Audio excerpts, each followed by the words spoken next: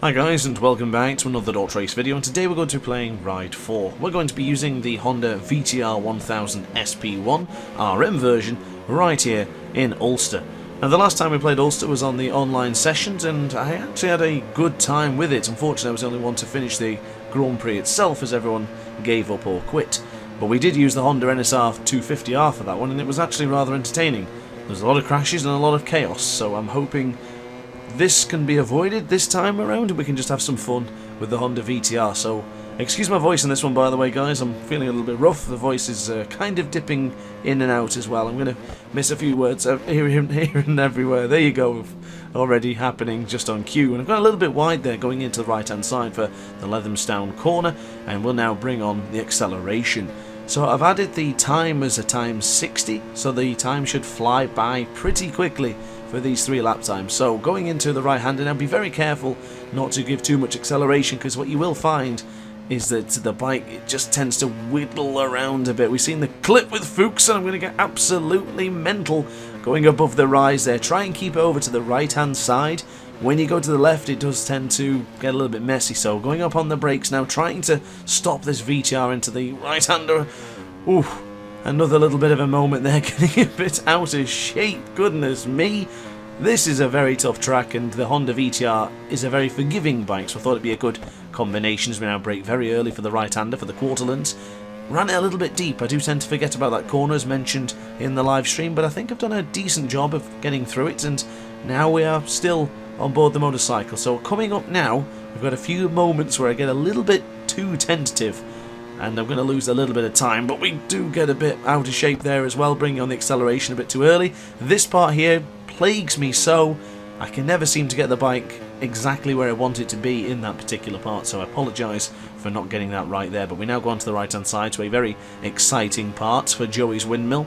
Pretty good performance so far going into that particular section of track, as we another little bit of a wobble there on the bike, a speed wobble galore for this particular race right now here in Ulster, as we now go on the right hand side, and you can see already the confidence that we have compared to what we did in the live stream just a couple of days ago. Having a chance to use a bike that I really like, and having a chance to sit back and give it a go without too much pressure and stress, it's pretty nice. I'm rather enjoying Ulster. I know Mad Max is a massive fan of this fantastic circuit, and I would like to feel the same way. And you know what? My opinion might be changing of this fantastic circuit. It's very much like the Northwest 200, the Southern 100, and even the Nordschleife. There's a lot of straights and there's a lot of points where you do end up just waiting around, but when those tighter moments do come around, you know you've got to have your A game to get it done. Because if you don't have it done, you're not going to get into the corner correctly, or you are going to make a couple of mistakes. So I think my opinion may be changing with this fantastic circuit, and I'm going to have to give it a bit more of a chance. Maybe a few more laps here and there, maybe a few more videos for this wonderful circuit, and we'll see if I can change the opinion. But now going into the right hand side on board the VTR, getting very close there to the inside, touching the grass almost, touching the hedge. Nobody ever wants to touch a hedge, they take a long time to grow, and it's certainly not something you want to ruin. But we'll go on the right hand side, getting a little bit too wide there for Dawson's Bend. Made that same mistake in the live stream a couple of days ago, but our first lap is now complete. So across the line it's a 3:27.615 at this point on time. So I mentioned earlier on we did have the time 60 time lapse, so we now are up to 11:30, going up to 20 to 12, as we now chuck in on the left hand side, now to the right hand side of us so briefly, and bringing on the acceleration. The front tyre is rather cold, and the rear tyre is not looking too fine and dandy either, already down to 40% as we now go firm on the brakes for the right hander for this very difficult party. I like to go very near the inside and the apex there and then chuck it in for the right hand side. So now onto the right hand side of the track once more. Keep over here. I do find the bumps are a little bit minimised on this particular side, and then it can prepare yourself for the next corner, which is coming up ever so slightly now. Just reducing the throttle ever so slightly, and now going firm on the brakes, using a lot of rear brake as well, just to keep the motorcycle planted to the floor instead of just chucking it all over the place. Bit of a wheelie on the downhill section there as we now approach 12:30 and get ready for the very tough braking zone. You don't want to be braking completely fully. You can see in the bottom right corner of your screen, I'm sort of just hovering around full half brake, teeters about, oscillates a lot to be honest with you, but the best way to do it is just tackle it and be smooth and confident. Make sure you're pushing back on the analog stick as well to make sure all that rider weight is pushing down on the rear tyre rather than the front. So now into the left-hand side for a difficult and somewhat innocuous part. I do tend to carry you too much speed in that particular part and end up touching the grass on the outside, but we are now getting to the very, very fast section as we're going to give it everything we've got, but we need to pay attention in a moment's time for the right-hander here, because I'm going to slow it right down just to make sure that we don't chuck ourselves off the motorcycle. My nerves and concentration in that particular part is sky high.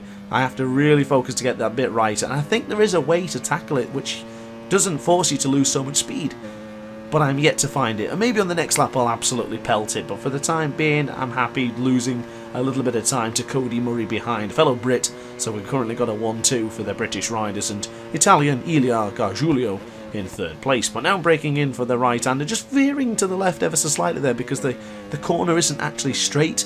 It tends to veer you off a little bit, and then you can go firm on the brakes and chuck out the right boot. So we now do the same, but the opposite foot this time for the left-hander of turn 13, as we now continue to bring it in, chuck it to the right-hand side, and don't pull a Fuchs here and bump into the wall like we seen in that clip a few days ago. But we now go very firm on the brake swing near that number 2 for the actual braking markers. Keep it nice and tight, but be very careful. There's a very, very bumpy part on that track there. It's really, really bumpy, so just be very careful on that one. I do want to quickly make mention to the fact that I had planned to do MotoGP 21 videos this week, but they are quite stressful on the voice, and unfortunately I can't seem to get into the spirit to do MotoGP at the minute, because it's just too much for the throat and the voice today. So unfortunately I don't think I'll be doing a MotoGP video this week, but I will probably persevere through the pain barrier to make sure I can get one done for Monday at the very least, or if not, Wednesday. So bear with me as it is. I'll be doing the live stream Sunday, of course, don't forget. That'll be live at 6 PM GMT, and we're going to be doing the DrAce's MV Augusta Super Veloce Cup as part of our One Bike Championship. So I hope you can join me for that one. Hopefully the voice is a little bit better. Does feel a little bit better now after I coughed a few moments ago, but we're getting there. We're just bear with me for now. I appreciate everyone's support and just hanging in there for now. But we're doing very well for this first sector of Ulster. I think the next part, going up to the middle and towards the end of this track, is where we tend to struggle a bit.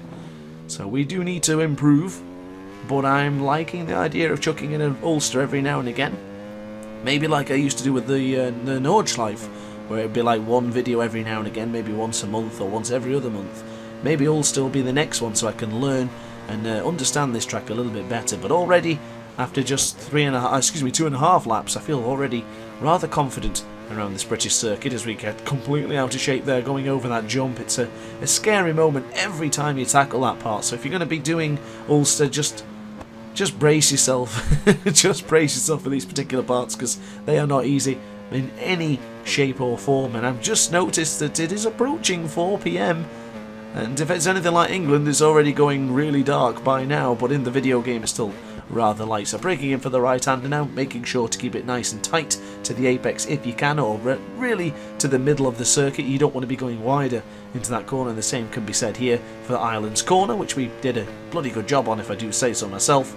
And now we are launching on the power, the full acceleration on board the Honda VTR. I do really love this bike. This was recommended to me a while ago. I do apologise, I forget who it was who recommended it to me, but I'm going to try and take this full whack, and it's going to be absolute carnage. I knew that was not going to happen. Damn it. Well, our gap was a 5 seconds. What? It's gone. We are now in third place, and the pressure is on, ladies and gentlemen. Can we get past Elia and Cody Murray? So I guess this is it. How is your nerves? Can we fight back and get ahead of these two rides? It looks like we're going to blast past the Italian, and the same can be said for the British rider of Cody Murray. They are both on the same motorcycle as I am, so there was no advantage given to me in that instance. We're way quicker as we now brake very firm for the right-hander, getting a little bit out of shape. Too much rear brake was applied there. You see the bike just squirm a little bit under the brakes, but we're still doing pretty well. It's just approaching 5:15, so it is getting darker. It could be a little bit concerning towards the end of the track, especially if it goes lights out. We may have to be a little bit concerned, but we do have an optical unit on this bike, so we should still be able to see what is going on. But we'll now go very firm on the brakes for the right-hander. This very difficult Lindsay hairpin. Very, very difficult. I made a bit of a hash of that one, actually, to be honest with you. And we are now just 0.8 of a second clear from Mr. Murray in second place. Alvin Finch has now featured himself onto the podium, so it's a podium lockout for the British riders. That is always good to see. as we now go on the left-hand side, keeping an eye out on that ambulance there. Good job we don't need it here today. As we now go on the right-hand side, we can carry a bit more speed into this particular part, but I do tend to lose a little bit of confidence, especially for this difficult part here, and the gap is down to 0.2 of a second. This is getting a bit nerve-wracking now, getting a bit worried, and it has gone really dark now. The lights are on, the floodlights have been lit, and it's time to charge down the back straight to take a victory in Ulster for the first time in God knows how long. God, that felt good. Well, there you go then, ladies and gentlemen. I hope you enjoyed the video. My apologies for my voice in this one. I really did my best, and I will see you in the next video. So thanks for watching, guys. Like, comment, and subscribe if you really enjoyed, and I will see you in the next video. Ciao for now.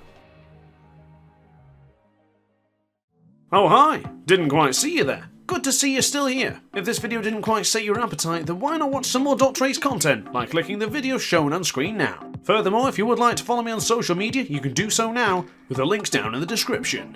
Consider subscribing so you don't miss a single DrAce video.